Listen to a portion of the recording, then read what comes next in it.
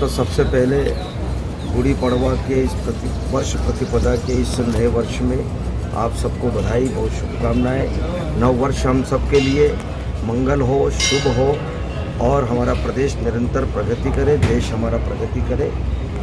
एक बार और मेरी ओर से इस गुड़ी पड़वा के पावन पर्व पर बधाई, शुभकामनाएं। और इस समय पूरे देश में लोकसभा का चुनाव बहुत तेजी पर है, सब लोग लगे हैं।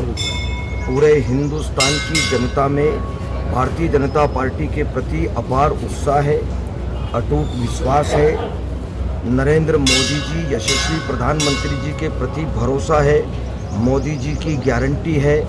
और जैसा मोदी जी ने कहा है कि सबका साथ, सबका विकास, सबका प्रयास और सबका विश्वास, इस परिकल्पना को पूरा करने का काम हिंदुस्तान की धरती पर भारतीय जनता पार्टी करेगी। और एक बार फिर नरेंद्र मोदी जी प्रधानमंत्री बनकर के बैठेंगे। जनता चाहती है कि मजबूत हाथों में देश की बागडोर दी जाए और इसी बात का फैसला होने के लिए ये लोकसभा का चुनाव हो रहा है। जनता फैसला करेगी और मुझे पूरा भरोसा है कि मध्य प्रदेश में 29 सीट है लोकसभा की, 29 ही सीट पर भारतीय जनता पार्टी को विजयश्री मिलेगी। आज यहाँ पर मैं खंडवा लोकसभा संसदीय क्षेत्र में आया हूँ।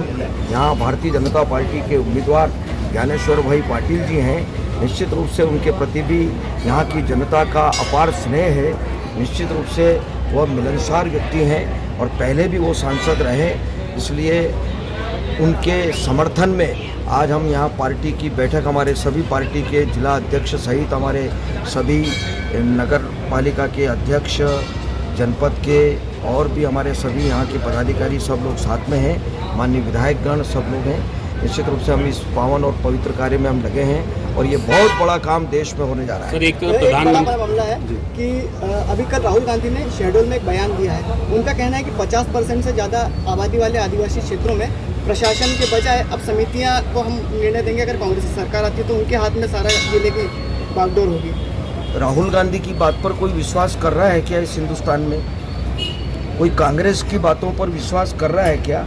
कांग्रेस कहाँ खड़ी है? कांग्रेस जरा खुद अपनी गिरबान में झांक करके देख ले।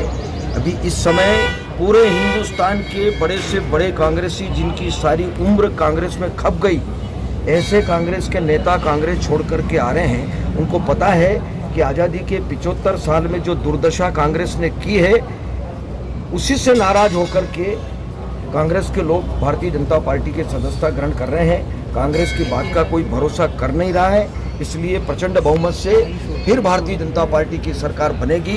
यशस्वी प्रधानमंत्री जी के नेतृत्व में हमारा देश विश्व गुरु के स्थान पर स्थापित होगा और 2047 में पूरे विश्व में विकसित राष्ट्र की श्रेणी में हमारा देश नंबर 1 पर आएगा। कल तो उनके विमान का फ्यूल भी खत्म हो गया था, क्या उनकी पार्टी का फ्यूल भी खत्म हो गया था? हाँ, सब खत्म हो गया।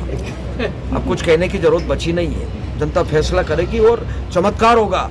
हम कह रहे हैं ना कि अब की बार 400 बार, फिर एक बार मोदी सरकार, इसी बात को लेकर के सब काम कर रहे हैं। बहुत बहुत धन्यवाद, फिर शुभकामनाएं। मुख्यमंत्री जी ने कहा है कि दिग्विजय सिंह और कमलनाथ के लिए जो महिलाएं हैं वो भोग विलास की वस्तु है। आप कितना इत्तेफाक? अब मैं इस विषय पर नहीं बात कर रहा हूं, लेकिन मैं इतना जरूर कह रहा हूं कि 2 बड़े नेता कांग्रेस के चुनाव लड़ रहे हैं। कमलनाथ जी, जिनने 15 महीने सरकार चलाई, जनता जानती है कि एक ईंट भी विकास की कहीं लगाई नहीं।